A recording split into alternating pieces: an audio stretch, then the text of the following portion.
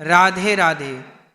बहुत ध्यान से कथा को सुनिएगा और अपने चित्त को लगा कर रखिएगा। श्रोताओं, आज की कथा को जो भी भक्त ध्यान पूर्वक सुनेगा उसे सारे सुख और धन की प्राप्ति अवश्य होगी। धुंधकारी की कितनी स्त्रियां हैं? 5 पत्नियां, 5 इंद्रियां, शब्द स्पर्श रूप रस गंध। हमारी 5 इंद्रियां होती हैं, 5 ज्ञान की, 5 कर्म की, टोटल 10। इन 10 के ऊपर होता है मन। 5 ज्ञान इंद्रियां कौन कौन सी हैं? ये मैया बताएंगी, चश्मा वाली। मैया, आपकी 5 ज्ञान इंद्रियां कौन कौन सी हैं? बताओ मेरी माँ, आपकी 5 ज्ञान इंद्रियां कौन कौन सी हैं? आंख, जिह्वा, कान। 5 ज्ञान इंद्रियां। आंख से रूप का ज्ञान, कान से शब्द का ज्ञान, जिह्वा से स्वाद का ज्ञान, चमड़ी से स्पर्श का ज्ञान और नाक से गंध का ज्ञान। ये ज्ञान हो गया, ज्ञान इंद्रियां हो गई। प्लस 5 कर्म इंद्रियां, जिनसे कर्म होता है। हाथ से लेना देना, पांव से चलना फिरना, मुंह से बोलना बताना। ये 3 हो गए। 2 और है, मूत्र द्वार और मल द्वार। टोटल 5 कर्मेंद्रियां हैं। ये 5 कर्मेंद्रियां प्लस 5 ज्ञानेंद्रियां टोटल हो गई 10। इन 10 के ऊपर कौन होता है? इन 10 को चलाने वाला कौन है मेरी माँ?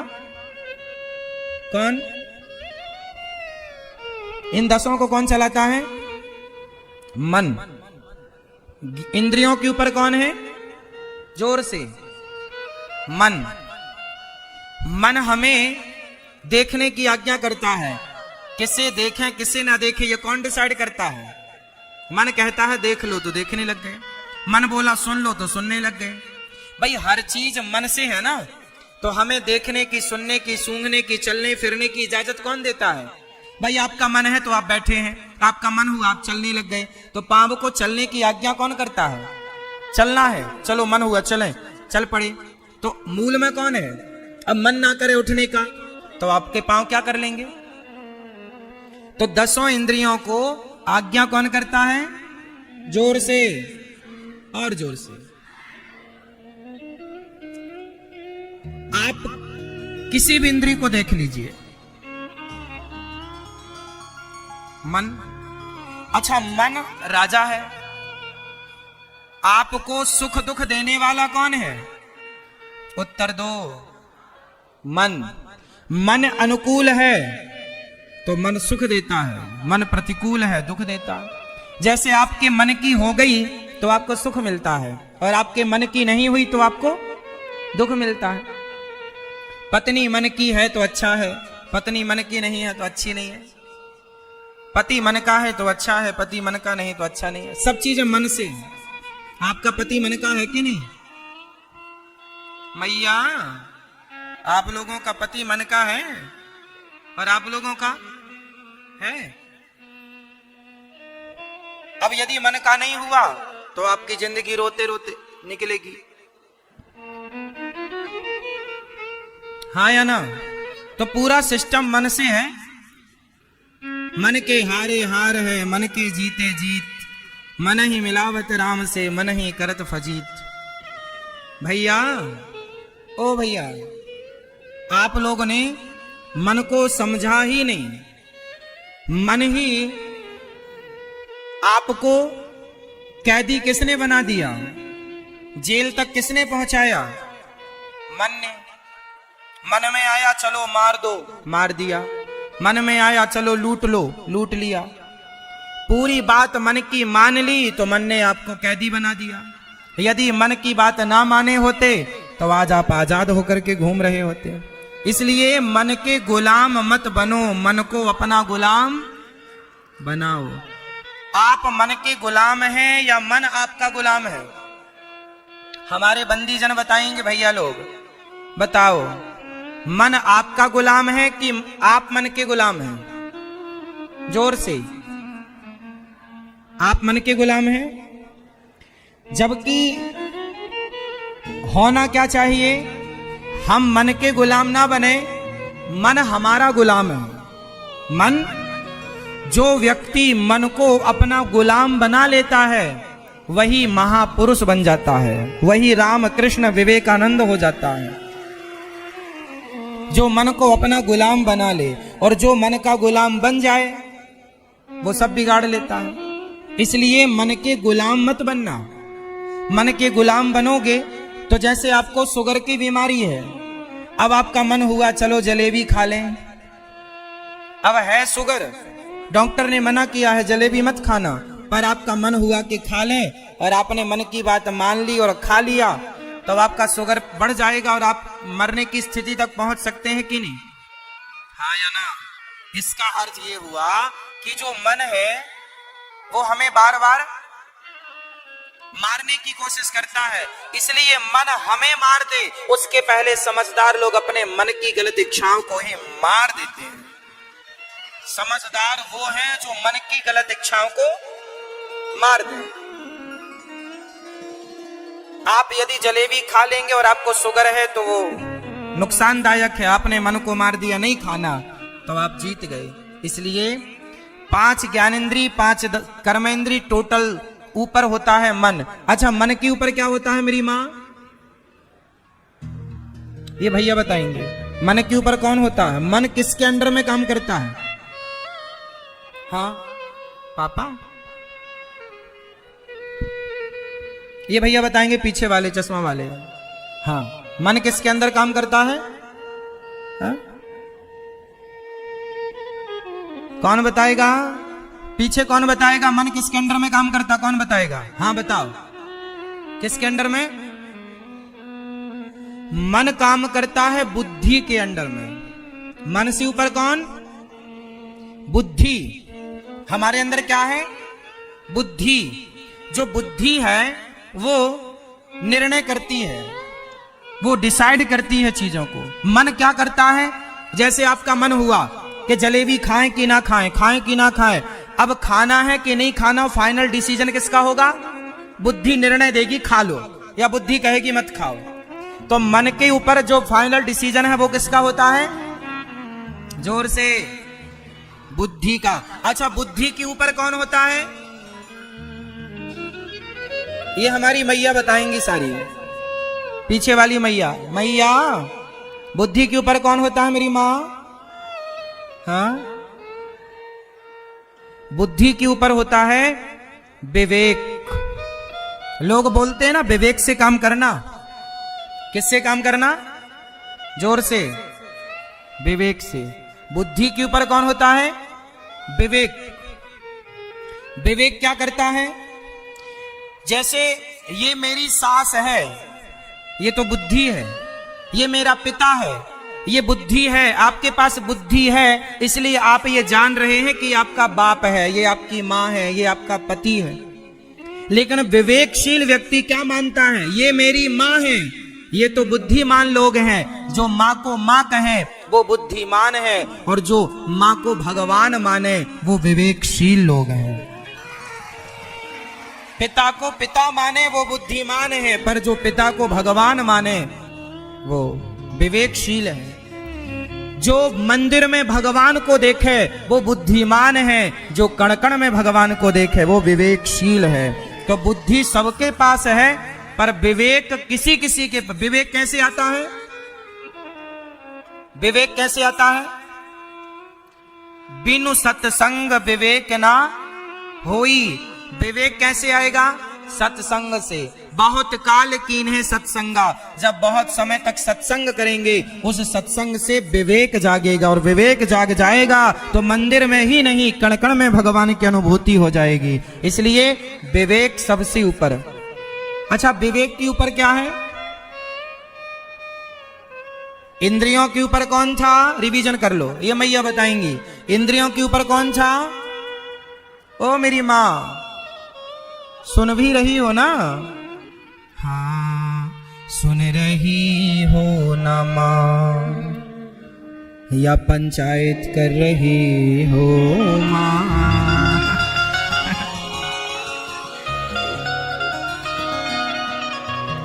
सुनना है मेरी माँ। इंद्रियों के ऊपर कौन था? सब लोग बोलो, इंद्रियों के ऊपर कौन था? मन। मन के ऊपर? बुद्धि के ऊपर? और विवेक के ऊपर, विवेक के ऊपर होती है आत्मा। क्योंकि विवेक तभी काम करेगा जब आत्मा हो। हमारे शरीर से आत्मा निकल जाए तो ना बुद्धि काम करे, ना मन काम करे, ना इंद्रियां काम करे, ना विवेक काम करे। इसलिए मूल पावर है, जोर से, आत्मा। जो आत्मा, आत्मा का काम है एनर्जी देना। आप में से कितने लोगों के भीतर आत्मा है? आत्मा मीन्स साइंस की भाषा में एनर्जी होती है। साइंस उसे क्या बोलती है? एनर्जी। आध्यात्म बोलता है आत्मा। हम सबके भीतर एक आत्मा है, यदि वो निकल गई तो तुरंत आपको लोग ले जाके जला देंगे। हाँ या ना? आप तब तक रहेंगे जब तक आपके भीतर क्या है? जोर से, आत्मा। आत्मा गई आप मर जाएंगे। इसलिए आत्मा, आत्मा कौन है? जरा आत्मा का परिचय दो। आत्मा, हम सबके भीतर आत्मा है। तो ये आत्मा है कौन? मैया, ओ लाल वाली मैया, ये आत्मा कौन है मेरी माँ? हाँ? पड़ोसन? हाँ? ये आत्मा कौन है? मैया बताओ, पीला दुपट्टा मैया। हाँ, आत्मा कौन है? आत्मा ईश्वर का अंश है, भगवान का ईश्वर अंश, जीव अविनाशी, चेतन अमल सहज सुख राशि। आत्मा ईश्वर का अंश है। कैसे अंश है? जैसे गंगा का पानी। आप में से कितने लोगों के घर में गंगा जल होता है? किस किस के घर में गंगा जल है ना गंगा जल? अब बताओ, ये जो गंगा जल है, ये गंगा जल गंगा है या गंगा का अंश है? जोर से, ये गंगा है कि गंगा का अंश है? भाई बोतल में भरा है गंगा जल। एक तो जल है जो गंगा जी की धारा में बह रहा है, तो जो धारा में बह रहा है वो है गंगा। और जो बोतल में भर लिया आपने, उस धारा से जो हट गया वो है गंगा का अंश। बहता हुआ पानी है अंशी, बहता हुआ पानी है अंशी, और बोतल में भरा हुआ पानी है अंश। उसी तरह आत्मा क्या है? जैसे गंगा का अंश सबके घर में गंगा जल के रूप में है, उसी प्रकार ईश्वर का अंश ही हम सबके भीतर आत्मा के रूप में है। वह ईश्वर का ही अंश है। अंश अलग होता है, अंशी अलग होता है। अच्छा, अंशी और अंश में क्या अंतर है? गंगा के बहते हुए पानी में सूअर मुंह लगा दे तो क्या गंगा का बहता हुआ पानी सूअर के मुंह लगाने से अशुद्ध होगा? लेकिन आपके बोतल में पानी भरा है या एक बाल्टी में गंगा जल भरा है और उसमें सूअर अपना मुंह डाल दे, तो वो बाल्टी का पानी अशुद्ध होगा कि शुद्ध रहेगा? जोर से। भले वो गंगा का पानी है, परंतु वो बाल्टी में सूअर मुंह डाल देगा तो गंगा के उस बाल्टी भर जल को सूअर अशुद्ध कर सकता है, पर बहते हुए पानी को सूअर अशुद्ध नहीं कर सकता। उसी तरह ईश्वर तो है अंशी, जिसे कोई अशुद्ध नहीं कर सकता, जिस पर ना पाप ना पुण्य ना लोभ ना मोह कोई चीज काम नहीं करती। लेकिन हम उस ईश्वर के अंश हैं जिसमें काम क्रोध लोभ मोह पाप पुण्य हम सबका बहुत कुछ बिगाड़ सकते हैं। क्योंकि बाल्टी भर पानी गंगा का उसे सूअर बिगाड़ सकता है, ऐसे हम ईश्वर के अंश हैं। हमें पाप और पुण्य विचलित कर सकता है, हमें काम और क्रोध विचलित कर सकता है, पर ईश्वर को काम क्रोध विचलित नहीं कर सकता। 1000 सूअर गंगा में नहाए तो 1000 सूअर भी गंगा को अशुद्ध नहीं कर सकते। हाँ या ना? तो हमें अशुद्ध कर सकते हैं काम क्रोध बुराइयां, भगवान को विचलित, क्योंकि भगवान अंशी है और हम ईश्वर के, जोर से, हम ईश्वर के वह अंश निकल जाने के बाद ही हम मर जाते हैं। तो हमारे बुद्धि के ऊपर विवेक है, विवेक के ऊपर आत्मा है, और आत्मा के ऊपर सीधा परमात्मा, मैन पावर भगवान। इसलिए जो मैन पावर है उस पावर की ओर बढ़ना चाहिए। अच्छा एक बात बताओ, हमने कोई भी वस्तु उठाई और उसे ऊपर की तरफ फेंके, ध्यान से देखना हो, हमने कोई भी वस्तु ऊपर फेंकी तो वो ऊपर से नीचे आती है कि नहीं? हाँ या ना? ऊपर से हर चीज कहां आती है? जोर से बताओ, वो कौन सी चीज है जो नीचे से ऊपर जाती है? हर चीज ऊपर से नीचे आती है, गुरुत्वाकर्षण है। पृथ्वी में ऐसी कौन सी चीज है जो नीचे से ऊपर की ओर जाती है? उत्तर दो, हमारे बंदी भाई उत्तर देंगे। कौन ऊपर जाता है मेरे दोस्तों? मैया, ओ मेरी प्यारी मां, कौन जाता है ऊपर? आत्मा तो जाती है, पर वो कौन सी चीज है जो दिखती है और ऊपर जाती है? हर चीज, पानी ऊपर से कहां आता है?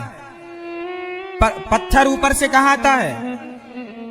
लेकिन एक चीज है जो नीचे से ऊपर जाती है, वो है आग की ज्योति। आग, आप आग जलाइए, दीपक जलाइए, तो दीपक की लौ, दीपक की ज्योति किस तरफ जाएगी?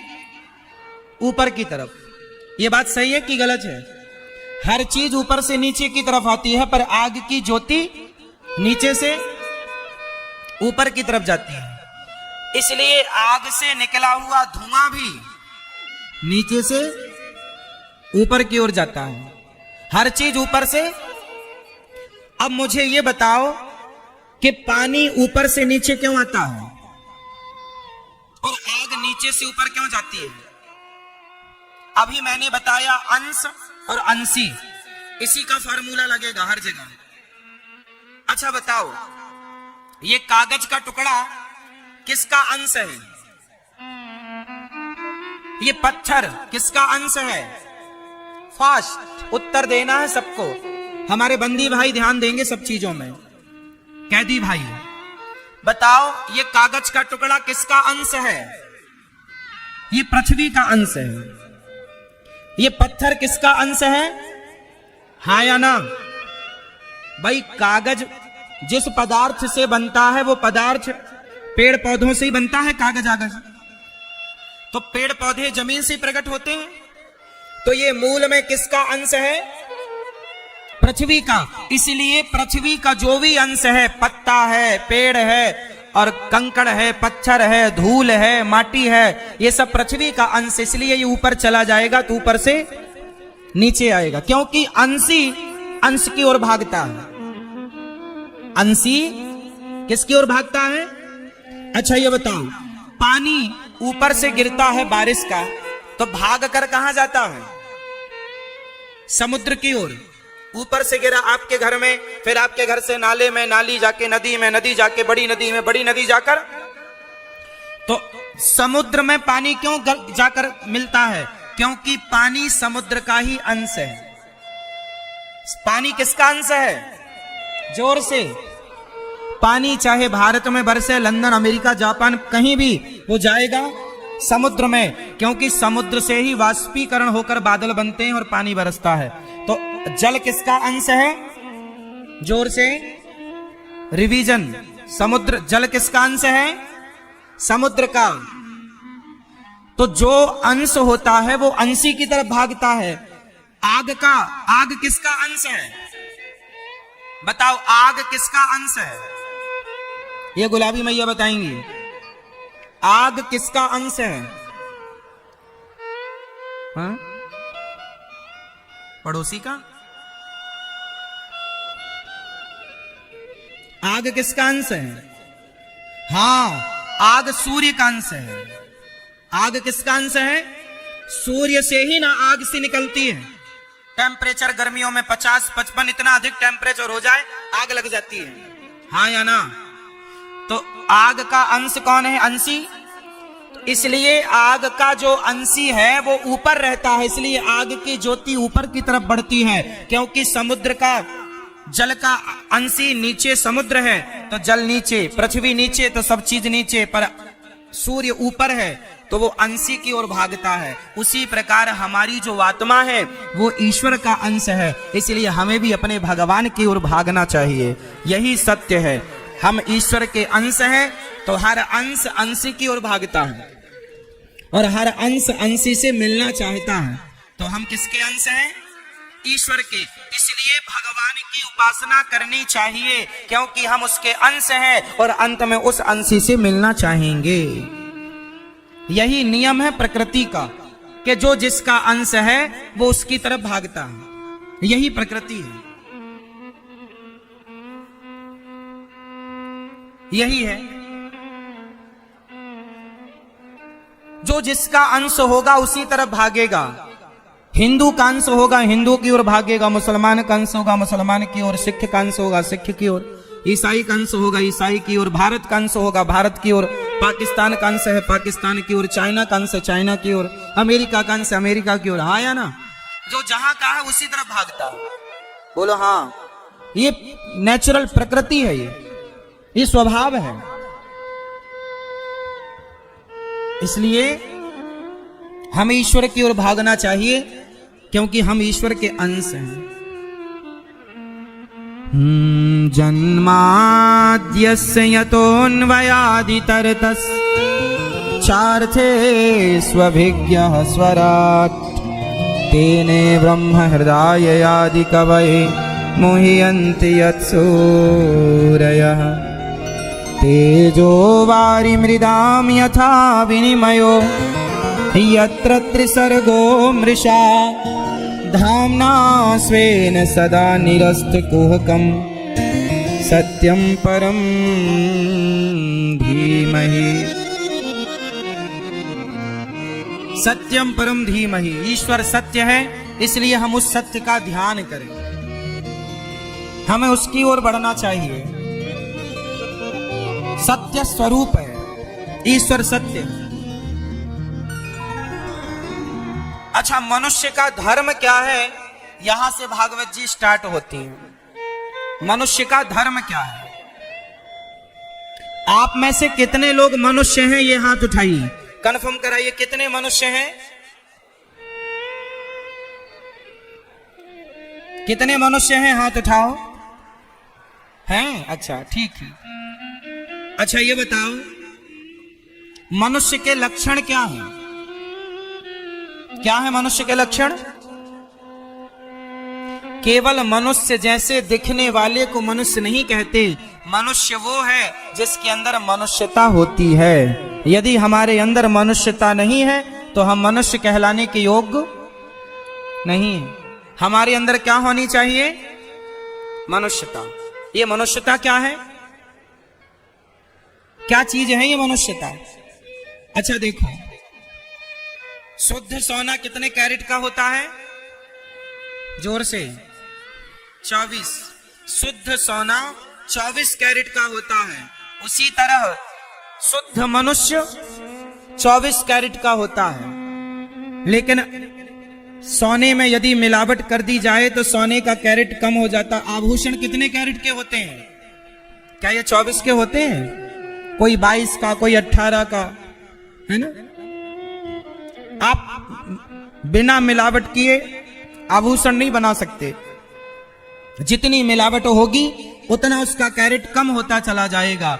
उसी तरह आप जब पैदा हुए थे मां के गर्भ से, तब आप 24 कैरेट के मनुष्य थे। पर ज्यों-ज्यों आपकी उम्र बढ़ती चली गई, आपके अंदर काम, क्रोध, लोभ, मोह, अभिमान, बुराइयां, इतनी मिलावट होती गई बुराइयों की कि आपका कैरेट डाउन होता चला गया और आप इंसान थे, पर उस इंसान से आप चलते चलते शैतान की ओर बढ़ने लगे। हैवान हो गए, शैतान हो गए। इंसान जो है वो क्या किसी के साथ गलत व्यवहार करता है?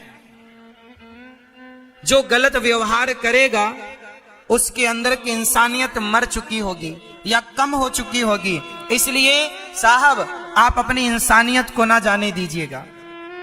इंसानियत सबसे बड़ा धन है। राम जी कौन है? मनुष्य ही तो है, पर राम जी के अंदर जो जो लक्षण है, जो जो गुण है, वही गुण हर मनुष्य के अंदर होना चाहिए। रावण भी मनुष्य ही था, लेकिन उसके कर्मों से लोग उसे राक्षस कहते हैं। रावण कोई राक्षसों टाइप का थोड़ी, बड़े बड़े दांत थे रावण के। रावण भी इंसानों जैसा दिखता था, लेकिन कर्म राक्षस के थे, इसलिए जमाना समाज उसे राक्षस कहती है। पराई औरत को जबरदस्ती ले आकर के उसके साथ जबरदस्ती करना, ये इंसानों का धर्म है, इंसानों का लक्षण है या राक्षसों का? जो इंसान किसी के साथ गलत करता हो वो इंसान कैसे? जो सही राह पर चले, जिसकी नीति और नियम सही हो, वो इंसान होता है। आप मनुष्य हैं तो बताओ मनुष्य का धर्म क्या है? मनुष्य का धर्म क्या है मेरी माँ? बताओ मनुष्य का धर्म क्या है? आप लोगों ने अभी बताया ना कि हम मनुष्य हैं, तो बताओ मनुष्य का धर्म क्या है? क्या है धर्म मनुष्य का? झूठ बोलना पाप है, नदी किनारे सांप है। ये बात किस किस को पता है? झूठ बोलना पाप है और नदी किनारे सबको पता है ना? तो बताओ आप लोग झूठ बोलते हो कि सच बोलते हो? हाँ साहब सच बोला करो। झूठ बोलना पाप है, नदी के सबसे बड़ा धर्म क्या है? धर्म है न दूसर सत्य समाना, सत्य ही सबसे बड़ा धर्म है, दया ही सबसे बड़ा धर्म है। परहित सरिस धर्म नहीं भाई, परहित परोपकार ही धर्म है। सबसे बड़ा धर्म क्या है? परोपकार, समाज की सेवा। इसलिए आप भी परहित किया करो, परोपकार किया करो। परहित सबसे बड़ा धर्म है। भगवान के 24 अवतारों का वर्णन भागवत जी में है। 24 भगवान के कितने अवतार हुए मेरी माँ? 24। कौन कौन से हैं? 2-3 अवतार के नाम गिनाओ। राम और कृष्ण और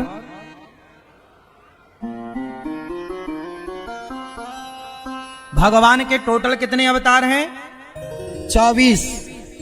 उन 24 अवतार में नारायण, नारद, हरि, कपिल देव, श्री राम, हंस, हयग्रीव, मोहिनी, दत्तात्रेय, सुखधाम, नरसिंह, वामन, व्यास जी, ऋषभदेव, कौमार, यज्ञ पुरुष, धनवंतरी, बुद्ध कल के अवतार, पृथु राजा, बारह पुनि, कृष्ण चंद्र भगवान, परशुराम, मत्स्य, कमठ, पद्म, पुराण, प्रमाण। 24 अवतार हैं भगवान के।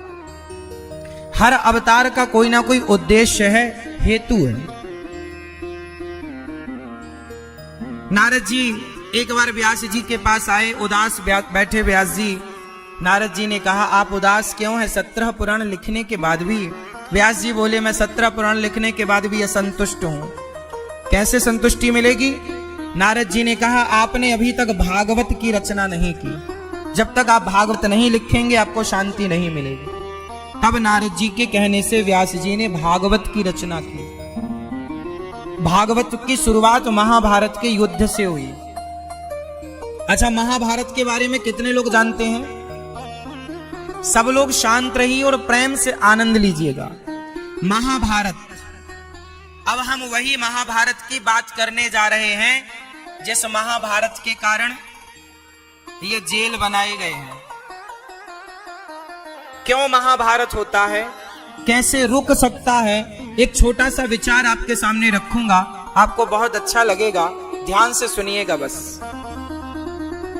सब लोग शांत चित्त से आनंद लीजिएगा। हाँ अच्छा बताओ महाभारत क्यों हुआ? क्या महाभारत को रोका जा सकता था? यदि रोका जा सकता था तो कौन रोक सकता था? महाभारत को कौन रोक सकता था? उत्तर दो मैया। ओ मेरी मां, महाभारत को कौन रोक सकता था? यदि महाभारत को कोई रोक सकता था तो राजा रोक सकता था। और उस समय राजा कौन था? कौन राजा था? धृतराष्ट्र। अच्छा, महाभारत क्यों हुआ था बताओ? किसकी गलती से महाभारत हुआ? किसकी गलती थी? मैया किसकी गलती थी? धृतराष्ट्र की। क्या गलती थी धृतराष्ट्र की? कि धृतराष्ट्र ने पांडवों का और कौरवों का ठीक ठीक बंटवारा नहीं किया। क्या नहीं किया? यदि सही सही बंटवारा हो जाता तो क्या महाभारत होता? पांडवों का अधिकार पांडवों को मिल जाता, कौरवों का अधिकार कौरवों को मिल जाता। कौरवों ने क्या किया कि पांडवों की संपत्ति भी हड़प ली। कौरवों ने क्या किया कि पांडवों का इंद्रप्रस्थ भी हड़प लिया। और जब आप किसी दूसरे की संपत्ति को हड़पते हैं तो आपका सर्वनाश हो जाता है। इसलिए जो अपने पास है, जितना ईश्वर ने अपने को दिया उसमें खुश रहना चाहिए और किसी दूसरे की संपत्ति पर कभी आंख उठाकर नहीं देखना चाहिए। सही बंटवारा होना चाहिए। सही बंटवारा कौन करता है? पिता। जो पिता सही बंटवारा करते हैं, बड़े बेटे को बड़े बेटे का अधिकार दे दिया, छोटे बेटे को छोटे बेटे का। सही सही बंटवारा कर देना, वरना तुम्हारे मरने के बाद तुम्हारे बच्चे आपस में लड़के मर जाएंगे। ठीक ठीक बंटवारा किया होता धृतराष्ट्र ने तो यह महाभारत की स्थिति उत्पन्न ना होती। आजकल के कुछ पिता लोग अपने बच्चों का ठीक ठीक बंटवारा नहीं करते, उनका अधिकार उन्हें नहीं देते। आप लोगों ने सही बंटवारा कर दिया कि नहीं? सही बंटवारा कर देना बहुत आवश्यक है। बेटों को बिठाओ और बेटों से पूछो, बेटा तुम ही आपस में मिलजुल के बांट लो, तुम्हें क्या चाहिए उसे क्या चाहिए, दोनों 50-50 बांट लो। और पिता कुछ बोले ना, तुम दोनों बंटवारा होने के बाद भी दोनों भाई प्रेम पूर्वक खुश रहें। चूल्हे अलग हो जाएं ये तो ठीक है, पर अलग होकर भी दोनों भाई एक दूसरे के सुख दुख में काम आते रहें, ये तो बंटवारा सही है। अब आप ऐसा बंटवारा कर लिए कि आप दोनों एक दूसरे के दुश्मन हो गए कि अब बड़ा भाई छोटे भाई के घर नहीं जाता, छोटा भाई बड़े के घर नहीं जाता, ये बंटवारा तो सही नहीं हुआ। और इसी बंटवारे का परिणाम हुआ कि महाभारत का युद्ध हुआ। क्या हुआ? महाभारत का युद्ध हुआ। इसलिए ये महाभारत ना हो, इसके लिए आपको क्या चाहिए कि आप ठीक ठीक बंटवारा करें। अच्छा, महाभारत 99 कौरव मारे गए महाभारत में। भीम भैया की गदा के प्रहार से दुर्योधन की जंघा टूट गई और दुर्योधन मौत को पुकार रहा है कि तभी अश्वत्थामा आ गए। गुरु द्रोणाचार्य के पुत्र अश्वत्थामा ने कहा कि आप हमें सेनापति बनाते तो हम जरूर आपका सहयोग करते। दुर्योधन ने अपने रक्त से अभिषेक कर दिया अपने मित्र का, जाओ तुम्हें सेनापति बनाया, जाओ पांडवों को मार कर लाओ। पांडवों को मारने जब अश्वत्थामा चला तो द्रौपदी के 5 पुत्र सो रहे थे। उन द्रौपदी के 5 बेटों को पांडव समझकर अश्वत्थामा ने 5 का सिर काट लिया। 5 का, द्रौपदी के 5 बच्चों की हत्या कर दी। और अश्वत्थामा ने दुर्योधन से कहा, ये 5 पुत्रों के सिर मैं ले आया। दुर्योधन ने ध्यान से देखा, कहा, मित्र ये पांडव नहीं, ये तो पांडव पुत्र हैं। तुमने तो हमारे वंश का समूल नाश कर दिया। बहुत रोया अश्वत्थामा दुर्योधन और मृत्यु हो गई। सुबह जब द्रौपदी ने देखा कि मेरे पुत्र जागे नहीं, और द्रौपदी जब अपने पुत्रों को उठाने गई तो वहां धड़ तो थे, सिर नहीं थे। द्रौपदी रो पड़ी, मेरे पुत्र कहां चले गए। अर्जुन ने रथ तैयार किया, अश्वत्थामा को पकड़ने भगवान कृष्ण के साथ चले तो अश्वत्थामा ने ब्रह्मास्त्र चलाया। तब अर्जुन ने भगवान से कहा, कृष्ण कृष्ण महाबाहो भक्तानां भयंकरा त्वमेको दह्यमानानां मपवर्गोऽसि संस्रते। हे प्रभु हमारी रक्षा करो। भगवान ने तुरंत भगवान ने कहा, अर्जुन तुम भी ब्रह्मास्त्र चलाओ। अर्जुन ने ब्रह्मास्त्र चलाया, दोनों को शांत किया। भगवान ने अश्वत्थामा को पकड़कर अर्जुन ने द्रौपदी के समक्ष खड़ा किया। द्रौपदी आपके पुत्र का हत्यारा ये रहा, जो दंड देना है दे दो। अब द्रौपदी बोली इसे छोड़ दो। क्या इसे मृत्यु दंड देने के बाद क्या इसे मार देने से मेरे मरे हुए बच्चे जीवित हो जाएंगे? नहीं, इसलिए इसे छोड़ दो। इसे मार देना समाधान नहीं है। देखो, द्रौपदी के 5 बेटे मर गए और 5 बेटों के हत्यारे को द्रौपदी कहती हैं छोड़ दो। क्यों क्यों कह रही हैं? क्योंकि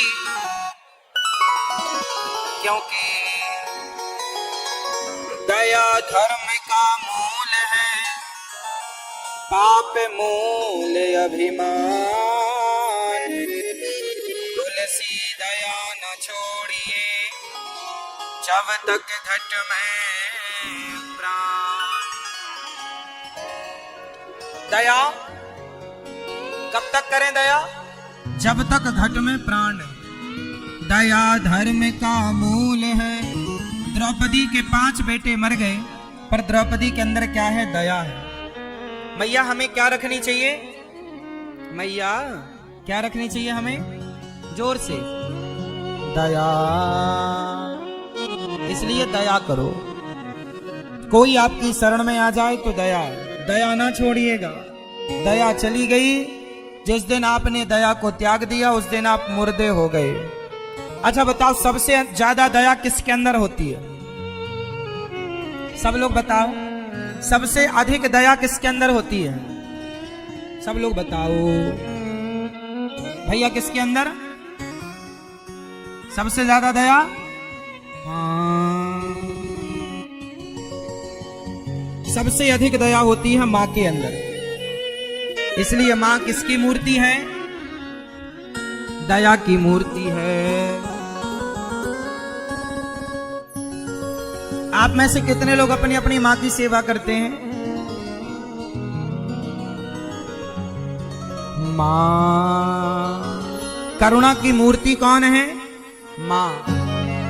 इसलिए माँ की सेवा करना चाहिए। रात्रि को, रोज रात्रि को सोने के पहले माँ के चरण दबाने चाहिए। अपने से बड़ों की सेवा करके उनका आशीर्वाद लेना चाहिए। तू कितनी अच्छी है, तू कितनी भोली है। आप जितने यहाँ बंदी जन है ना, हमारे कैदी भाई, आप यहाँ हो पर आपकी माँ ना वहां आपके लिए रोती होगी। आपकी माँ को वहां आपकी चिंता होगी।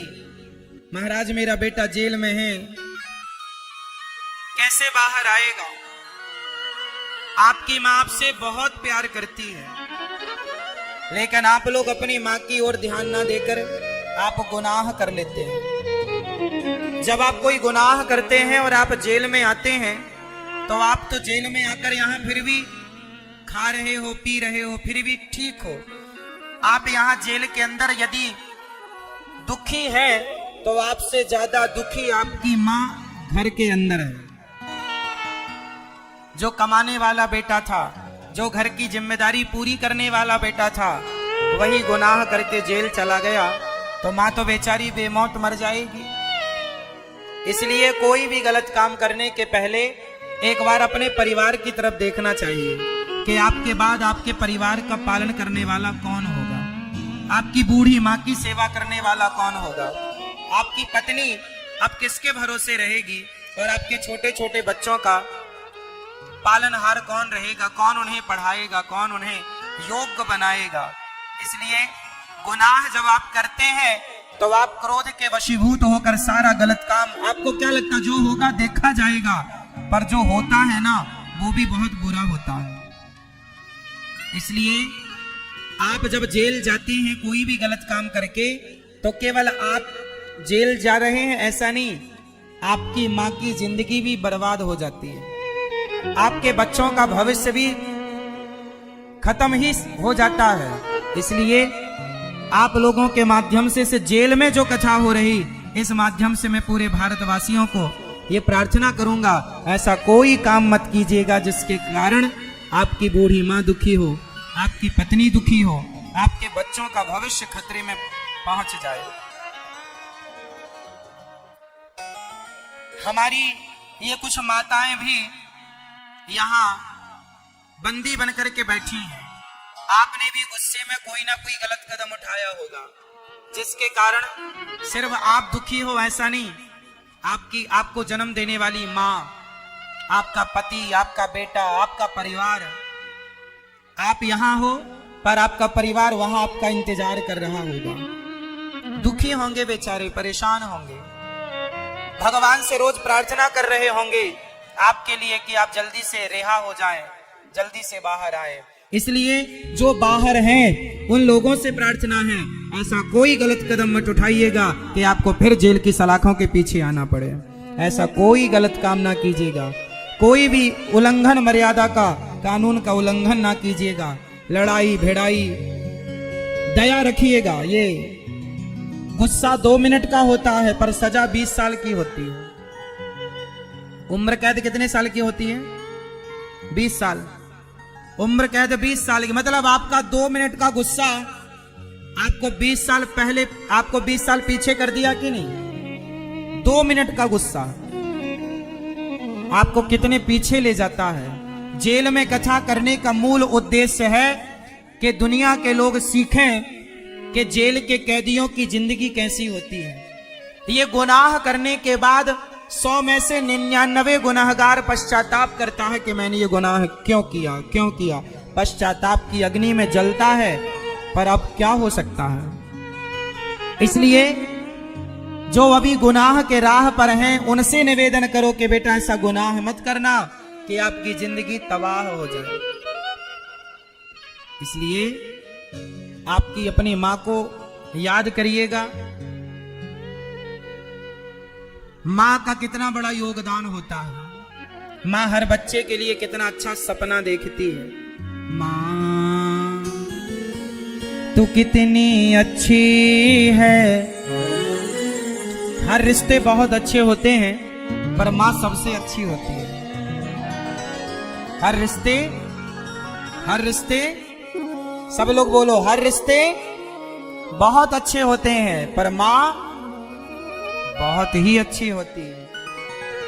मां के जैसा कोई हो सकता है? मां के जैसा केवल मां होती है। अच्छा, मां कौन है बताओ जरा। मेरे कैदी भाई, मेरे बंदी भाई बताएंगे मां कौन होती है।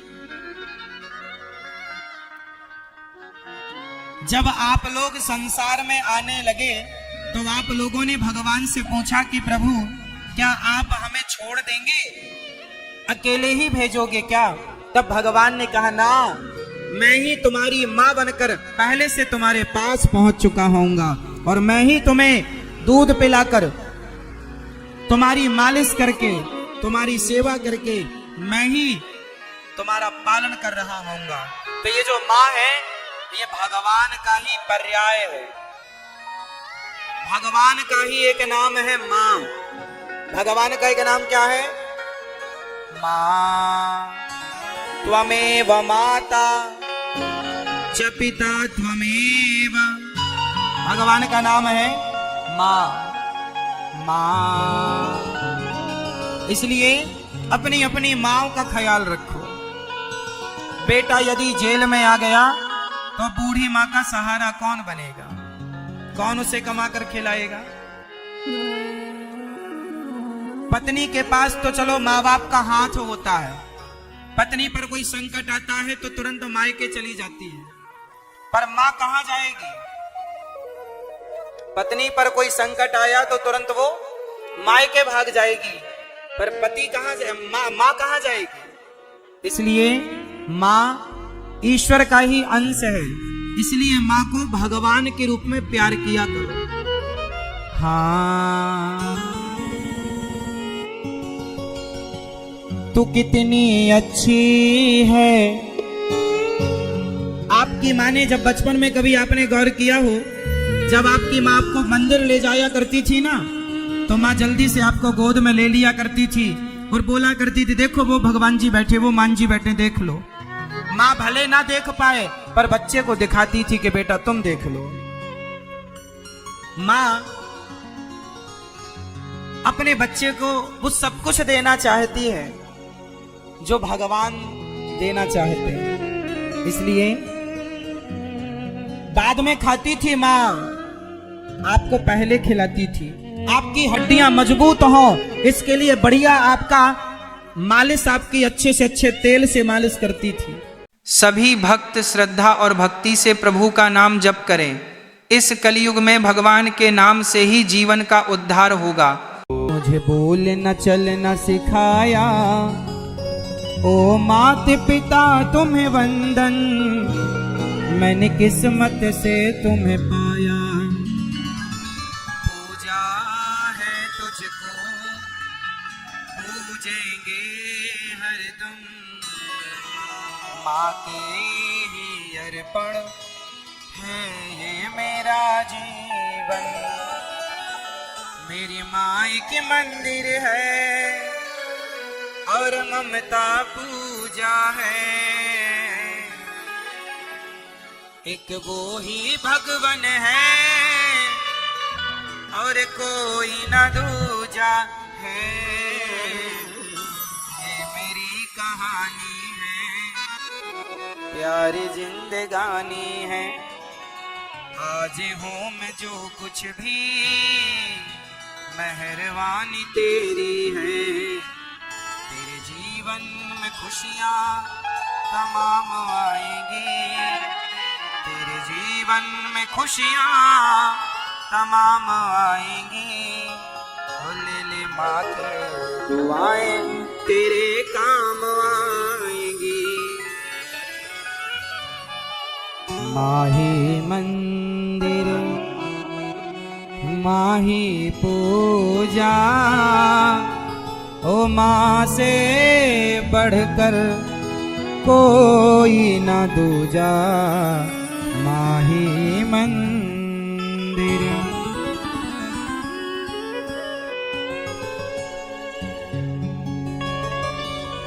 माँ के पुण्य से जगत बना है, ईश्वर को भी माने जना है। क्या ये अंबर क्या ये धरती माँ की तुलना हो नहीं सकती। बड़े बड़े ज्ञानी कहते हैं, ओ माँ का रुतबा सबसे ऊंचा माही मंदिर। सबसे बड़ा भगवान से भी ऊंचा दर्जा किसका है? माँ का। तेरी उंगली पकड़ के चला, ममता के आंचल में पला। माँ ओ मेरी माँ, मैं तेरा लाडला, मैं तेरा लाडला। माँ ओ मेरी माँ, मैं तेरा लाडला, मैं तेरा लाडला। बन के तेरा साया मैं तुझको थाम लूं, उठ के पहले प्रभु से मैं तेरा नाम लूं। बन के तेरा साया मैं तुझको थाम लूं, उठ के पहले प्रभु से मैं तेरा नाम लूं। रखूं तुझे पलकों तले, पूजा करो तेरी, तेरे सिवा तू ही बता क्या जिंदगी मेरी। मैं तो तेरे सपनों के रंग में ढला, तेरी उंगली पकड़ के चला। ममता के आंचल में पला। ओ मेरी माँ, मैं तेरा लाडला, मैं तेरा लाडला।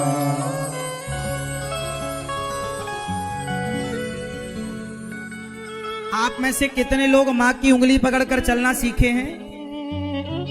तेरी उंगली पकड़ के चला, ममता के आंचल में पला। वो मेरी माँ तेरा लाडला, तेरा लाडला। इसलिए आप में से कितने लोग अपनी माँ का कर्जा चुका सकते हैं? कितने लोग चुका सकते हैं अपनी माँ का कर्जा? जो चुका सकते हैं वो हाथ उठाएं। माँ का ऋण चुका सकते हो? पिता का ऋण चुका सकते हो? हम में से कोई ऐसा नहीं है, संसार की ऐसी कोई दौलत नहीं है जिस दौलत को देकर माँ बाप का कर्जा चुकाया जा सके। हम तो सब माँ बाप के क्या रहेंगे? क्या रहेंगे? ऋणी रहेंगे। और ऋण कैसे चुकेगा? कुछ सेवा करने से कम हो जाएगा।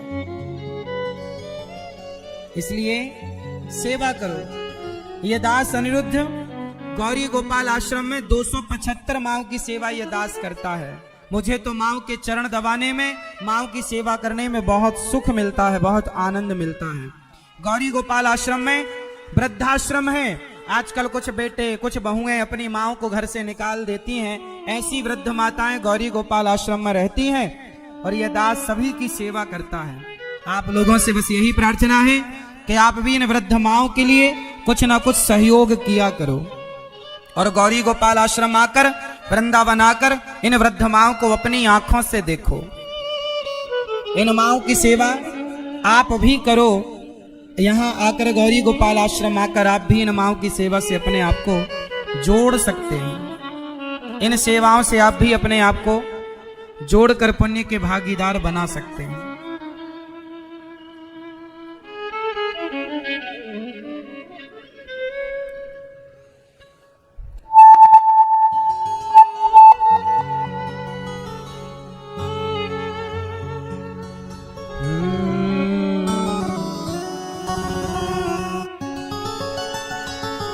तेरी उंगली पकड़ के चला। तो आप लोग ऐसी माँ की उंगली छोड़ मत दीजिएगा जिस माँ की उंगली को पकड़कर चलना सीखे हो। माता द्रौपदी ने कहा अश्वत्थामा को छोड़ दो। भगवान से पूछा गया क्या करें? भगवान ने कहा इसे छोड़ भी दो और मार भी दो। अपने से बड़ों का अपमान कर देना उन्हें मार देने के बराबर होता है। इसलिए छोड़ भी दिया गया और मार भी दिया गया। इसलिए अपमानित करके सिर की मणि निकालकर, अश्वत्थामा के सिर की मणि निकालकर उसे नगर से निकाल दिया गया। अश्वत्थामा ने उत्तरा के गर्भ को नष्ट करने के लिए ब्रह्मास्त्र चलाया। उत्तरा कौन थी? अभिमन्यु की पत्नी। अभिमन्यु की पत्नी उत्तरा पर जब ब्रह्मास्त्र का प्रयोग हुआ, उत्तरा दौड़ी दौड़ी भगवान की शरण में आई और उत्तरा ने भगवान से कहा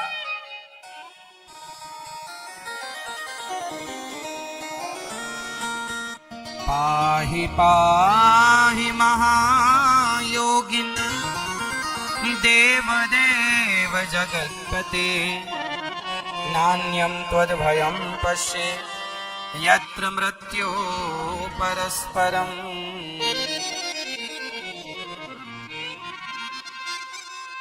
अश्वत्थामा उत्तरा के गर्भ को नष्ट करना चाहा। उत्तरा शरण में आई और भगवान ने उत्तरा के गर्भ की रक्षा की। उत्तरा प्रसन्न चित्त होकर चली गई।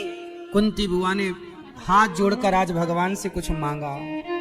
कुंती बुआ ने कहा कृष्णाय वासुदेवाय देवकी नंदनाय च नंद गोप कुमाराय गोविंदाय नमो नमः।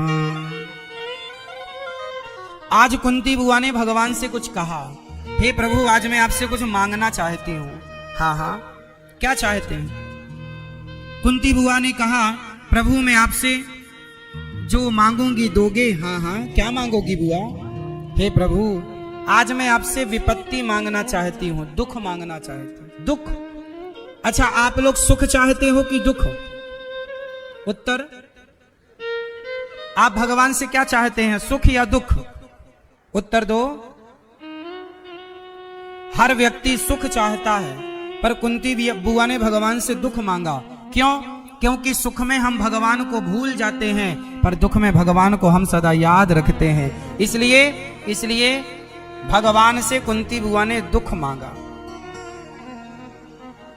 आप लोग भी यहां रहकर अधिक से अधिक भगवान का ज्यादा से ज्यादा चिंतन किया करो, ज्यादा से ज्यादा भगवान का ध्यान किया करो, क्योंकि दुख व्यक्ति को भगवान की ओर जोड़ता है। कुंती बुआ ने भगवान से मांगा, विपदः सन्तु नः शाश्वत तत्र तत्र जगत गुरु।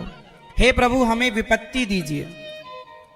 भगवान ने कहा, प्रभु मां, हम आपको दुख नहीं दे सकते। अच्छा ये बताओ, हमें दुख कौन देता है?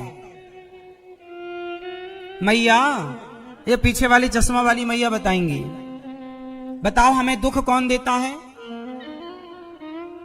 बैठे बैठे मैया, बैठे बैठे, आप भी और आपसे पीछे वाली भी। बताओ हमें दुख कौन देता है? जोर से। पीछे के हमारे भाई बताएंगे, दुख कौन देता है हमें? कौन? जोर से। हमारे बंदी भाई बताएंगे कौन देता है? हमें दुख कौन देता है? हमें दुख भगवान देते हैं क्या? नहीं। हमें कौन दुख देता है? हमारे अपने ही कर्म। जो हम कर्म करते हैं, अच्छा या बुरा, वही कर्म हमें फल के रूप में मिलते हैं। अच्छा करेंगे तो अच्छा फल मिलेगा, बुरा करेंगे बुरा मिल जाएगा। हमारे कर्म ही हमें सुख दुख के रूप में मिलते हैं। इसलिए हर बुरा कर्म करने से बचना चाहिए। को ना काहू को सुख दुख कर दाता, निज कृत कर्म भोग सब भ्राता। हर व्यक्ति अपने कर्मों का फल भोगता है, अच्छा का अच्छा और बुरे का। इसलिए कहता हूं, बुरा कर्म ना करना। हर व्यक्ति अपने कर्मों का फल भोगता है। कुंती बुआ ने कहा, हमें दुख दो। भगवान बोले, मां मैं आपको दुख नहीं दे सकता, क्योंकि दुख देने का डिपार्ट भगवान के पास नहीं है ना। भगवान तो अपने भक्त को, अच्छा बताइए, भगवान हमारे क्या लगते हैं रिश्ते में? बताइए, भगवान से आपका क्या रिश्ता है? आप बताओ, कौन है भगवान हमारे? जोर से आप लोग बताओ, भगवान हमारे रिश्ते में क्या लगते हैं? जोर से। भगवान हमारे क्या लगते हैं बताओ? माता पिता। त्वमेव माता। आप लोग गाते हो ना, आप लोग गाते हो, माते पिता तुम मेरे, शरण गहूं मैं किसकी। भगवान हमारे रिश्ते में क्या लगते हैं? माता और। यदि भगवान हमारे माता पिता है, तो क्या कोई माता पिता अपने बच्चों को दुख देता है? भगवान हमें दुख नहीं देते। भगवान तो केवल सुख देना चाहते हैं, पर आप ही गलत काम करके दुखी हो जाते हैं, और दोष भगवान पर कुछ लोग मढ़ देते हैं कि भगवान ने किया। इसलिए कुंती बुआ ने भगवान से कहा कुछ। भगवान ने कहा, मां मुझे ही ले लो। भगवान ने अपने आप को दे दिया। और पितामह भीष्म जो बाणों की सैया पर लेटे थे, भीष्म पितामह को क्या मिली? बाणों की सैया। कितने दिन तक लेटे पितामह? वामन दिन, 52 डेज। वामन दिन तक भीष्म पितामह बाणों की सैया पर लेटे रहे। अच्छा, भीष्म पितामह को बाणों की सैया क्यों मिली? उत्तर दो, क्यों मिली?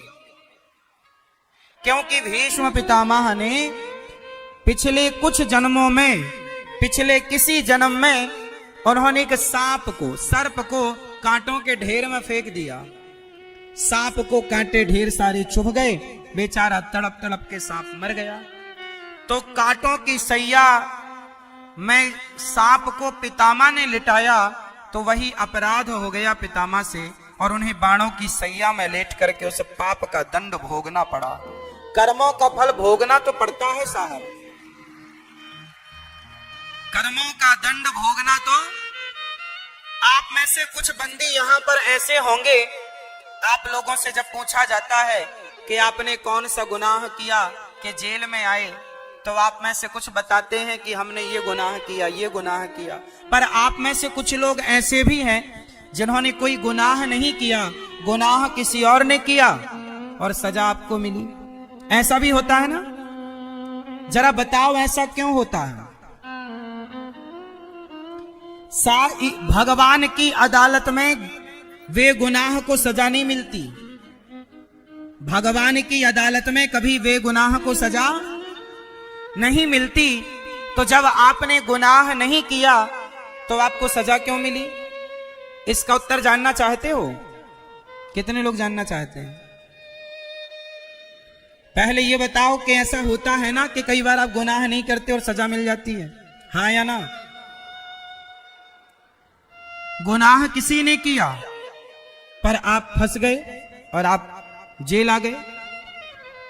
ऐसा क्यों होता है? जबकि ईश्वर की अदालत में तो न्याय होता है, अन्याय नहीं होता। फिर अन्याय क्यों हो रहा है? इसका कारण है, समझो। देखो, भीष्म पितामह को बाणों की सैया क्यों मिली? क्योंकि उन्होंने पिछले किसी जन्म में सांप को कांटों में फेंका, तो पिछले जन्म का दंड इस जन्म में मिला कि नहीं?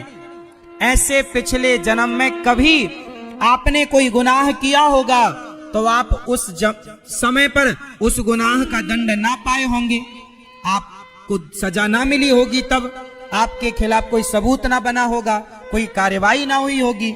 आपने पिछले जन्म में कभी ना कभी आपने गुनाह तो किया होगा पर दंड नहीं मिला। वो गुनाह, वो पाप आपके कर्मों के संग घूमता रहा और वही पाप का दंड, गुनाहों का दंड, कर्म दंड इस जन्म में आपको मिल गया कि आपने कभी किया था। इस जन्म में तो नहीं किया, पर जो कभी किया था उसका आज भोगना पड़ रहा है। इसलिए ईश्वर की अदालत में ईश्वर की आंखों से कोई नहीं बचता। जैसे कुछ लोग किसी को मार दिए, मर्डर कर दिए, किसी का मर्डर कर दिए और उनके खिलाफ कोई सबूत नहीं मिला, किसने मार दिया पता ही नहीं चला, तो उनके खिलाफ कोई मुकदमा नहीं हुआ, कोई केस नहीं बना, वो जेल गए नहीं, सजा मिली नहीं, उनको लगा हम तो बच गए। हाँ, यहाँ के कानून से तो बच गए, पर ईश्वर की अदालत अभी बाकी है। इस जन्म में बच लो बच्चू, इस जन्म में बच लो प्यारो, पर किसी ना किसी जन्म में वह कर्म तुम्हारे सामने आ जाएगा और उसकी सजा आज नहीं, कल, कल नहीं, परसों, किसी ना किसी जन्म में भोगना तो पड़ता है। दशरथ जी तड़प तड़प के मर गए, हाँ या ना?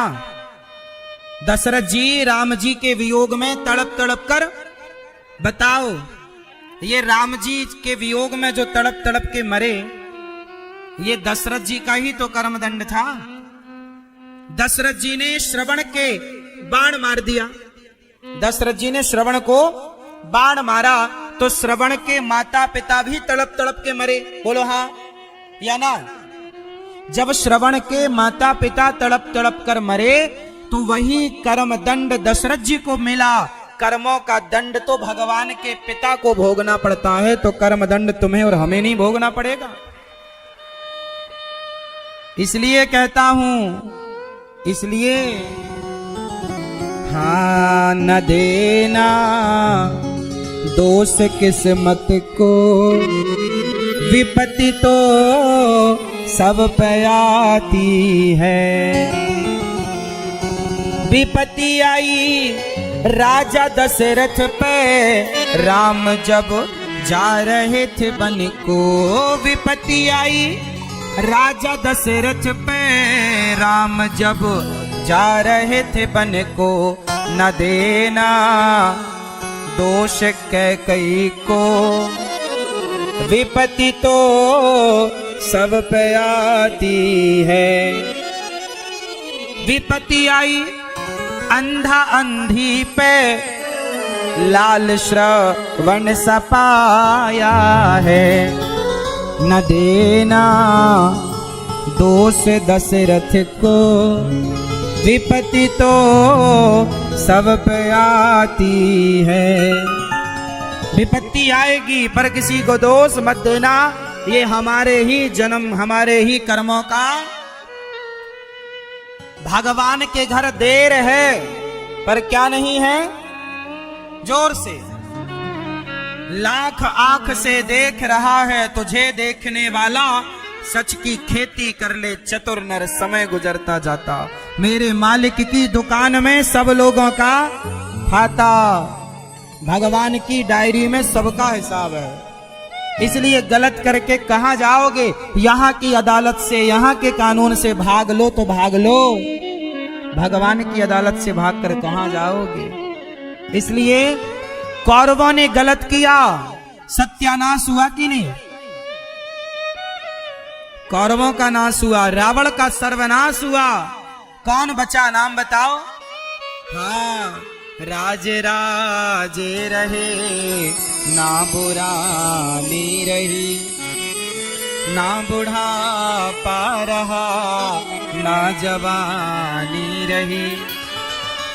वस्तु हर एक आनी वजानी रही, वस्तु हर एक आनी वजानी रही। अंत में लखपति को न धेला जुड़ा, हंस जा भी उड़ा तो अकेला उड़ा। ताजी भोजन बने के बने रह गए, कोठी बंगले जुड़े के जुड़े रह गए। हीरे मोती जुड़े के जुड़े रह गए। हंस जा भी उड़ा तो अकेला उड़ा। राजे राजे रहे ना बुरानी। ईश्वर जब हिसाब करते हैं तो चाहे राजा हो या रिक्शे वाला हो, सबके लिए ईश्वर का न्याय बराबर है। पितामह भीष्म को बाणों की सैया मिली, पर पितामह ने भक्ति की। आज भगवत दर्शन हुआ और पितामह ने कहा, प्रभु मेरी बेटी से विवाह कर लो। भीष्म पितामह की बेटी का नाम क्या था?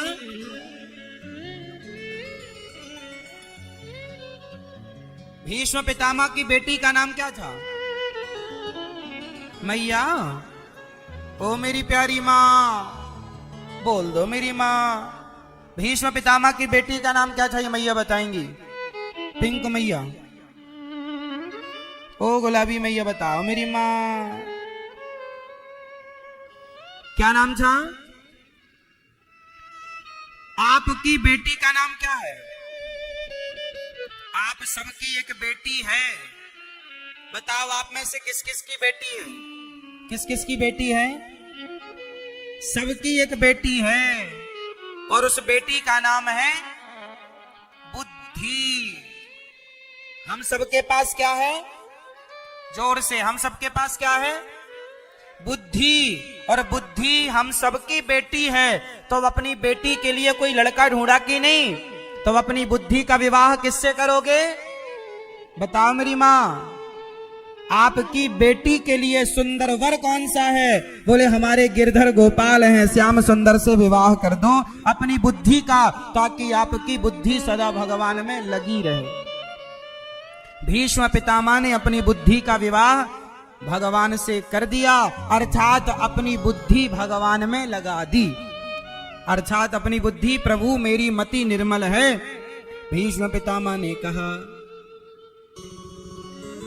इतिमति रूप कल्पिता वितृष्णा, भगवती सात्वत पुंगवे विभूम्नि, स्वसुख मुपगते क्वचित विहर्तुम, प्रकृति मुपेयुष यद भव प्रवाह। मेरी बुद्धि जो निर्मल है प्रभु, इति मति रूप, मेरी मति बुद्धि को आप स्वीकार कर लीजिए।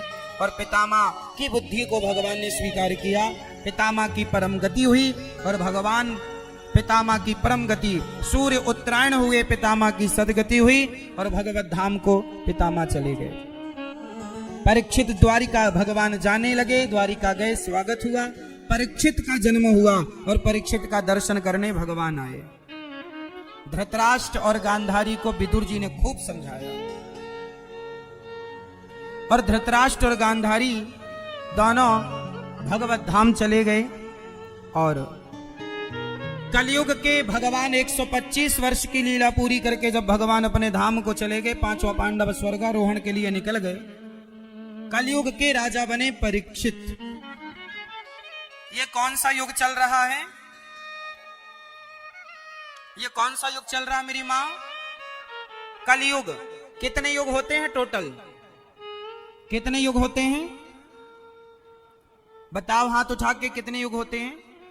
4। कौन कौन से युग होते हैं? मैया, ओ मेरी मां, नींद आ रही है? सो लो मेरी मां, लोरी सुनाओ। 4 युग होते हैं। चारों युगों के नाम बताओ।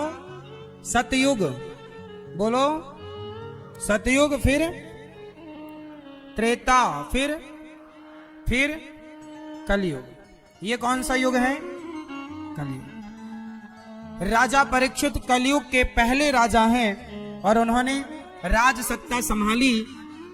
तो एक दिन राजा परीक्षित ने देखा कि एक काला काला सा आदमी वो गाय को बहुत मार रहा है। तो पूछा गया, तुम गाय को क्यों मारते हो? बोला, जहां ये गाय होती है वहां हमें रहने नहीं देती। कलयुग गाय की सेवा करना नहीं चाहता। कलयुग कुत्तों से बहुत खुश रहता है, इसलिए लोग कुत्तों की सेवा कर रहे हैं। गाय की सेवा जहां होती है वहां कलयुग नहीं होता, इसलिए गाय की सेवा करो। कलयुग ने कहा, महाराज, परीक्षित ने कहा, हट जा मेरे रास्ते से। कलयुग बोला, महाराज हम बहुत बुरे हैं पर मुझ में अच्छाई है। अच्छा, कलयुग बुरा है कि अच्छा है? जोर से सब लोग बताओ, कलयुग अच्छा है कि बुरा है मेरी माँ? ओ पंचायती मैया, अच्छा है? पीछे वाले भैया बताओ, कलयुग अच्छा है कि बुरा है? बुरा है। कलयुग बहुत अच्छा है। सतयुग त्रेता द्वापर में जो गति यज्ञ करने से, जप तप करने से होती थी, वही गति कलयुग में केवल भगवान का नाम जप लेने से हो जाती है। इसलिए कलयुग बहुत अच्छा युग है। कलयुग सबसे बढ़िया है, बहुत अच्छा है। कलयुग केवल नाम आधारा, सुमरि सुमरि नर उतरहि पारा। कलयुग कहां कहां रहता है मेरी मां? कलयुग के रहने के 5 कमरे बनवाए राजा परीक्षित ने। कलयुग कहां रहता है? कलयुग के 5 स्थान हैं। द्यूतम पानम स्त्रियः सूना यत्र धर्मश्चतुर्विधा। कलयुग का पहला ठिकाना है द्यूतम, मतलब जुआ। कलयुग का पहला स्थान क्या है? जोर से, आप लोग खेलते हैं जुआ? ताश। कितने लोग जुआ खेलते हैं? यहां जेल में मिलता जुआ खेलने? अच्छा, घर में खेलते थे कि नहीं? सही बताओ। यहां नहीं मिलता, घर में तो मिलता था। कितने लोग जुआ खेलते थे? अच्छा बताओ, कितने लोग खेलते थे? जुआ अच्छी चीज है या बुरी चीज है? जहां जुआ होगा वहां सर्वनाश होगा। कलयुग कहां रहता है? जहां जुआ होता है। कौरवों ने जुआ खेला, सर्वनाश हो गया। आप लोग जुआ मत खेला करो। जुआ खेलेंगे तो परिणाम बुरा होगा। भाई, जुआ खेलेंगे तो झगड़ा होगा, झगड़े में किसी को ज्यादा मार दिया, मर गया तो आपको जेल आना पड़ेगा, उम्र कैद हो जाएगी। इसलिए कुल मिलाकर जुआ से दुख ही है। इसलिए जुआ, कलयुग का पहला ठिकाना द्यूतम, जुआ। कलयुग का दूसरा ठिकाना पानम। पानम बोले तो शराब। कलयुग का दूसरा ठिकाना क्या है? जोर से, शराब। आप में से कितने लोग शराब पीते हैं? अधिकतर शराबी हैं। यहां पी लेते हो कि नहीं? यहां नहीं मिलती। कलयुग का दूसरा ठिकाना है शराब। शराब पियोगे तो क्या होगा? सर्वनाश। अच्छा, जितने लोग शराब पीते हैं, आप सबसे एक छोटा सा सवाल बताओ, आप जितने लोग शराब पीते हो, क्या आप लोग अपने बच्चों को भी शराब पिलाते हो? क्यों? अरे थोड़ी पिलाया करो, उन्हें भी एक आध पैक दे दिया करो। बच्चों को भी शराब, यदि आप पीते हो तो आप पी रहे हैं तो अच्छी ही होगी, इसलिए तो आप पी रहे हैं। और यदि आप पी रहे हैं तो जिस रास्ते पर आप चल रहे हैं, आपके बच्चे भी तो उसी रास्ते पर चलेंगे ना। तो बताओ, शराब पीना ये सही रास्ता है? जोर से, शराब पीना सही रास्ता है? अच्छा बताओ, आप में से कितने लोग ऐसे हैं जो अपने बच्चों को शराब नहीं पिलाना चाहते या शराब पीता हुआ नहीं देखना चाहते? आप चाहते हो ना कि आपके बच्चे शराब ना पिए, तो फिर आपको भी शराब नहीं पीनी चाहिए। शराब पीने वाला शराबी, उसके बच्चों से वो क्या उम्मीद करोगे? वो भी शराबी बनेंगे। जो आपके बच्चों के लिए, बताइए, शराब बच्चों के लिए नुकसानदायक है या नहीं? हाँ या ना? यदि शराब बच्चों के लिए नुकसानदायक है तो आपके लिए भी तो नुकसानदायक है। आपके लिए कौन सी अच्छी है? इसलिए साहब शराब ना पिया करो। कलयुग रहता है शराब में। शराब पीने से बुद्धि भ्रष्ट हो जाती है। शराबी आदमी अपनी माँ का अपमान करता है, पत्नी को प्रताड़ित करता है, बच्चों को प्रताड़ित करता है। शराब पीने के बाद व्यक्ति इंसान नहीं रह जाता, शैतान हो जाता है। शराब व्यक्ति को शैतान बना देती है। शराब के नशे में व्यक्ति हर गलत काम करता है। हाँ या ना? आप में से कितने लोग ऐसे हैं जो शराब के नशे में गलत काम किए और जेल आना पड़ा?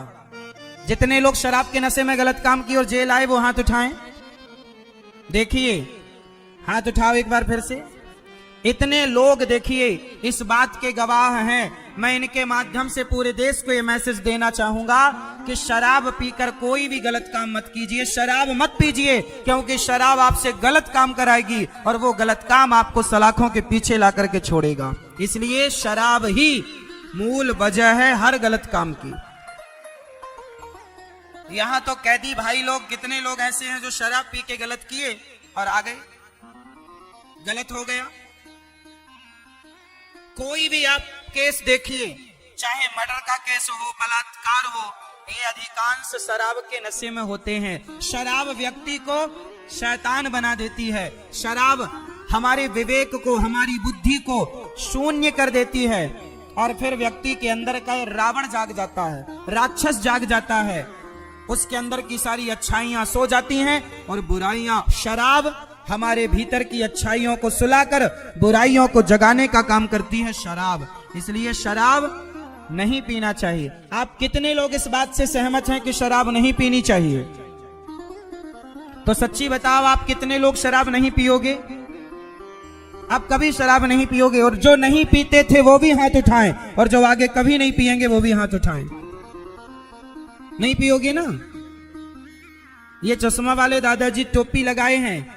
आप भैया क्यों शराब पीते हो? नहीं, आगे मत पीना। शराब व्यक्ति को पूरा जीवन भी बिगाड़ देती है शराब। इसलिए द्यूतम पानम। शराब, एक आदमी मेरे पास आया, बोले महाराज जी आप भी पियो। हमने कहा क्या लाया है? बोले अंगूर की निकाली है ताजी ताजी, एक पैक आप भी मारो। हमने कहा भाई ये बता तेरी वाली कितने घंटे चढ़ती है?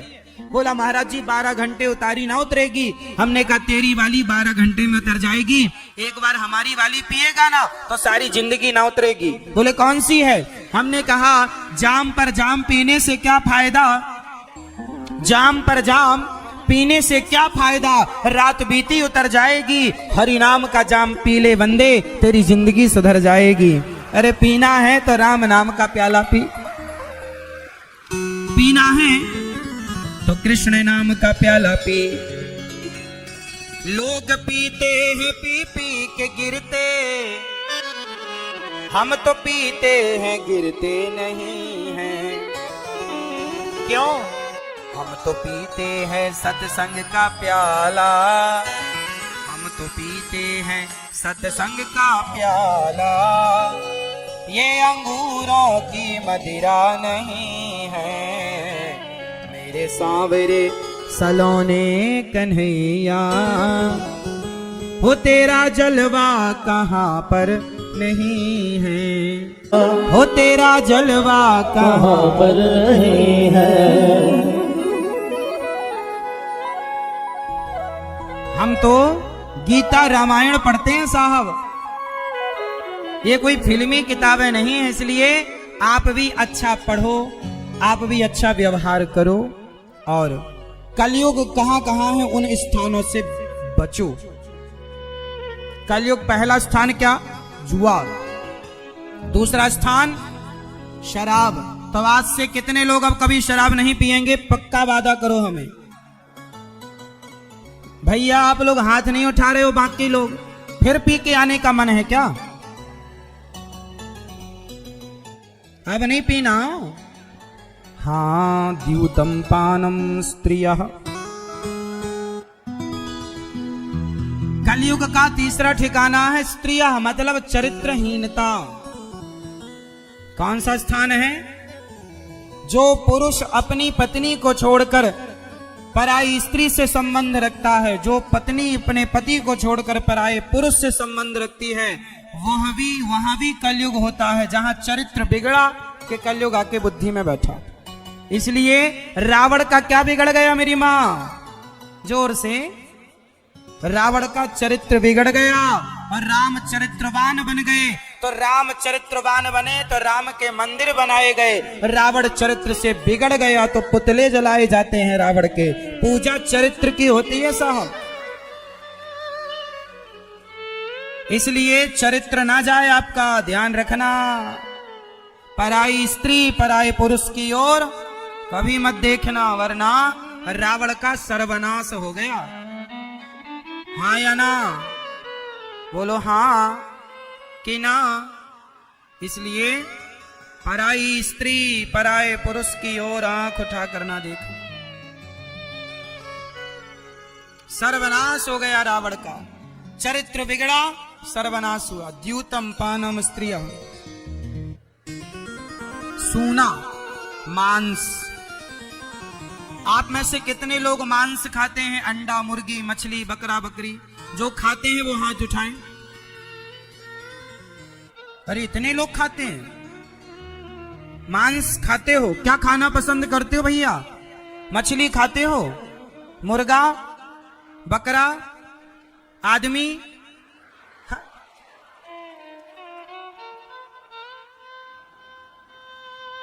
ये मांस खाने वाले आपके दादाजी मर जाएंगे तो उन्हें भी पका के खा लोगे क्या? अच्छा ये बताओ, आप अपनी एक उंगली काट के जरा हमें दो, पकाएंगे उसे? दे सकते हो? बोलो हाँ या ना। नहीं। जब आपकी उंगली काटी जाएगी तो आपको दर्द होगा कि नहीं? हाँ या ना? तो जरा सोचो कि आपने किसी मछली को मार दिया, क्या आप गुनाह किया था? उस मछली ने आपका क्या बिगाड़ा? किसी मुर्गी को आपने मार दिया, क्या बिगाड़ा उसने आपका? आप बताइए, जब मछली पानी से निकलती है तो तड़पती है कि नहीं? उससे दर्द होता है या नहीं? मुर्गे को दर्द, वो बोल ना पाए अलग विषय है, वो अपने दर्द को समझा ना पाए वो अलग विषय है। बताओ, बकरे की गर्दन में लोग तलवार चला देते हैं, क्या गुनाह किया उस बकरे ने? आपकी गर्दन में कोई तलवार चलाए, दर्द होगा कि नहीं? फिर वे वजह किसी को दर्द क्यों दिया जाए? यदि मैं आपसे सवाल करता हूं, बताइए, क्या मरी हुई मछली को आप जिंदा कर सकते हैं? मछली खाने वाले लोग 200 रुपए किलो, 400 रुपए किलो मछली मिलती है। आप लोग 200 रुपए के लिए एक मछली की जान ले लेते हो। मैं आपको 1000 रुपए देता हूं, क्या एक मरी हुई मछली को जीवन दे सकते हो? चलो 10,000 रुपए ले लेना, क्या मछली को जीवन दे सकते हो? 1,00,000 रुपए ले लेना, चलो दे सकते हो। जब एक मछली को आप जीवन दे नहीं सकते तो किसी का जीवन छीनने का अधिकार आपको किसने दिया है? गुनाह, ये भी तो गुनाह है या नहीं? प्रकृति की बनाई, ईश्वर की बनाई सृष्टि के साथ छेड़खानी करना, आपको मछली मारने का अधिकार किसने दिया? क्यों आपने मुर्गे को मारा? क्यों आपने? अब आप कहोगे भैया मैंने नहीं मारा, मैं तो मरा मराया मुर्गा ले आया खा लिया। अरे पर मरा तो आपकी वजह से, आप ना खाते तो वो क्यों मरता? तो पाप, हत्या करने वाला तो हत्यारा है, पर खाने वाला भी तो उस पाप का भागीदार है यानी। इसलिए मांस खाना, यदि आपके पास दाल चावल सब्जी रोटी बढ़िया मेवा मिष्ठान, भगवान ने हमारे लिए फल फूल बनाए, कितना स्वादिष्ट 56 व्यंजन बनाया, ये छोड़कर आप मांस खाओ तो ये बुद्धि का दिवालियापन है कि नहीं? मूर्खता है या नहीं? बोलो हाँ या ना। कोई आपके बच्चे को मारकर खा जाए, आपको अच्छा लगेगा? बोलो। फिर मुर्गी, वो मुर्गा भी तो किसी का बच्चा था, वो बकरा भी तो किसी बकरी का बच्चा था। किसी के बच्चे को आप खा गए। आप बलशाली हो तो बलशाली का मतलब ये नहीं है कि आप अपने बल से बेजुबान जानवरों को मारें। अरे किसी को पानी पिला दो, भूखे जानवर को भोजन दे दो, यह मानवता की परिभाषा है कि आप किसी की रक्षा करें। हमारे यहाँ गाय को रोटी दी जाती है, हमारे यहाँ कुत्ते को रोटी दी जाती है, चींटी को भी दाना डाला जाता है। आप में से कितने घरों में नानी और दादी, हम पुराने जमाने में सुनते थे कि चींटियों को भी हमारी अम्मा, हमारी दादी नानी आटा डाला करती थी।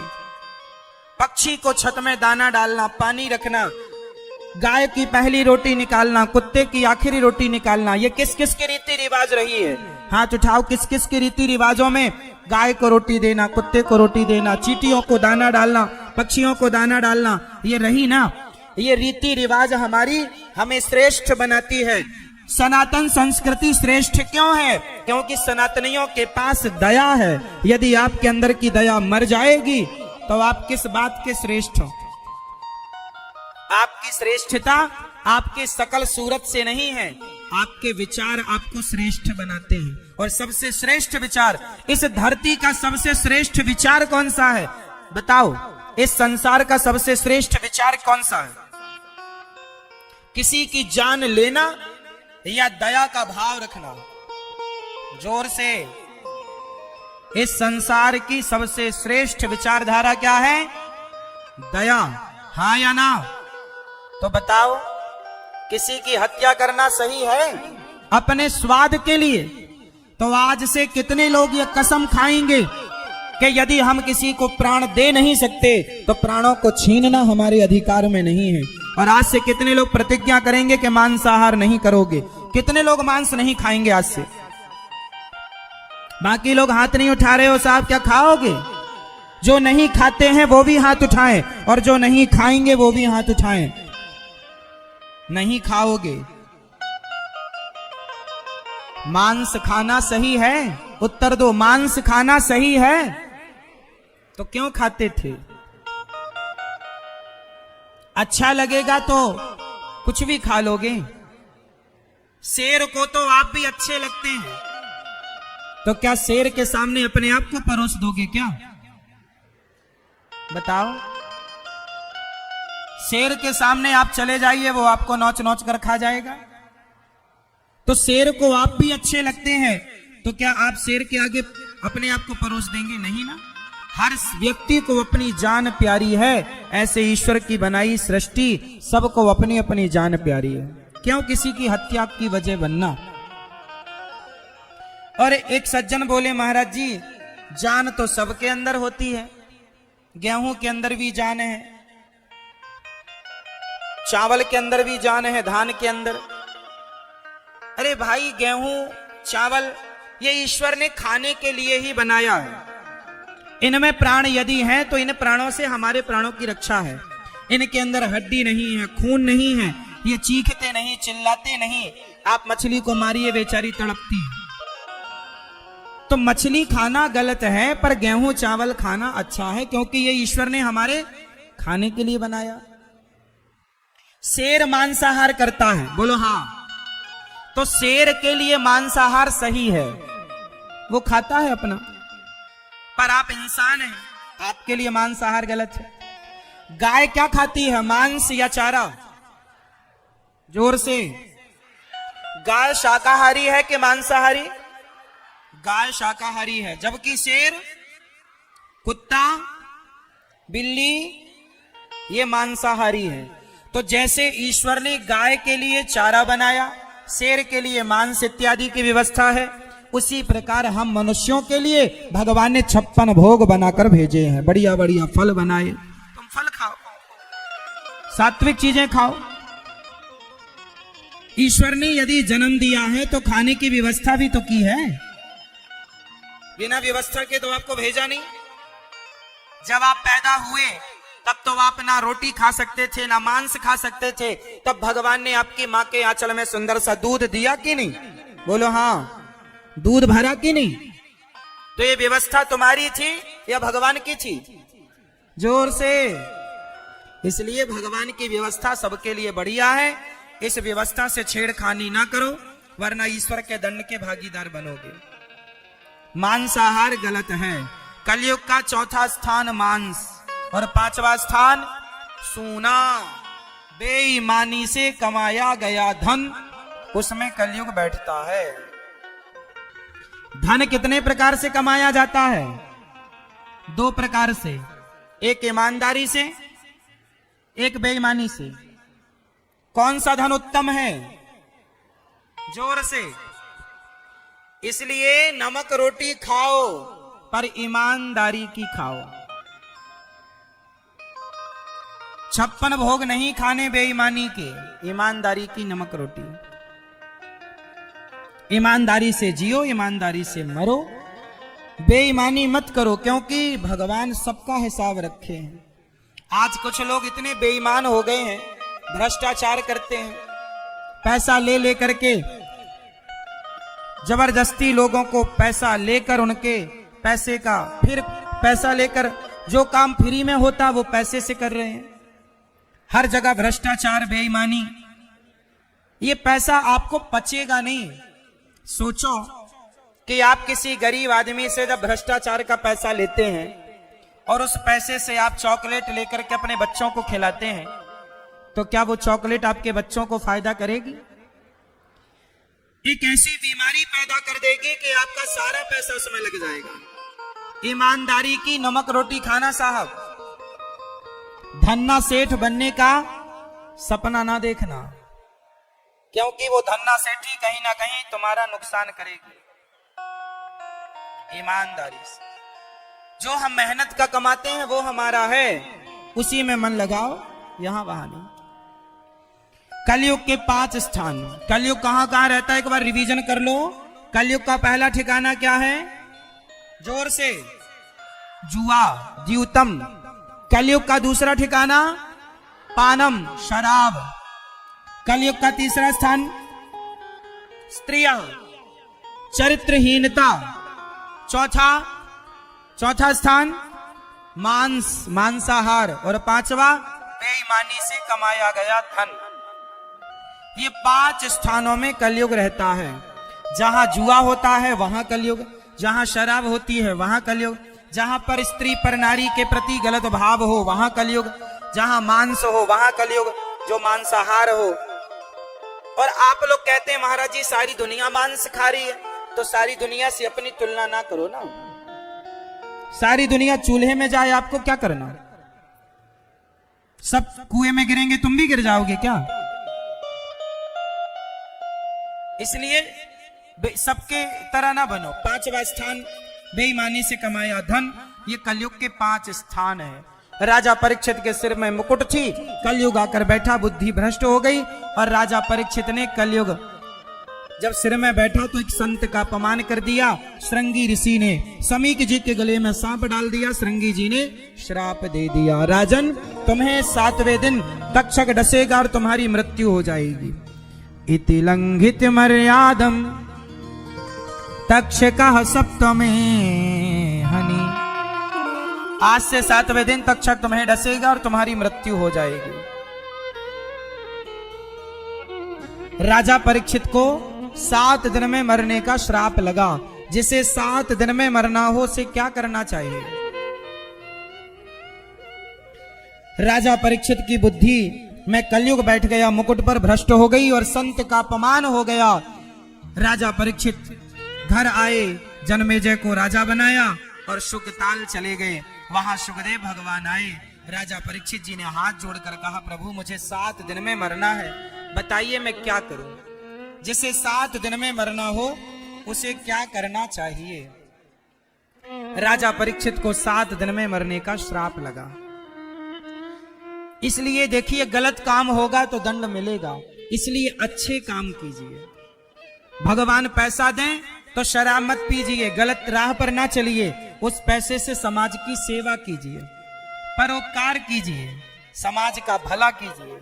हाँ या ना? आप कभी वृंदावन आइएगा, अपनी आंखों से देखिएगा समाज में किस तरह की भलाई हो सकती है। गौरी गोपाल आश्रम इस बात का गवाह है। भलाई किस तरह हो सकती है, वहां भलाई के कार्य हो रहे हैं, उन कार्यों को देखकर आप सीख सकते हैं। समाज के लिए प्रेरणा है गौरी गोपाल आश्रम। वृंदावन में गौरी गोपाल आश्रम है, जहां पर हजारों साधु संत निःशुल्क प्रसाद पाते। कोई भी संत आओ, प्रेम पूर्वक प्रसादी पाओ, भरपेट भोजन सबको निःशुल्क।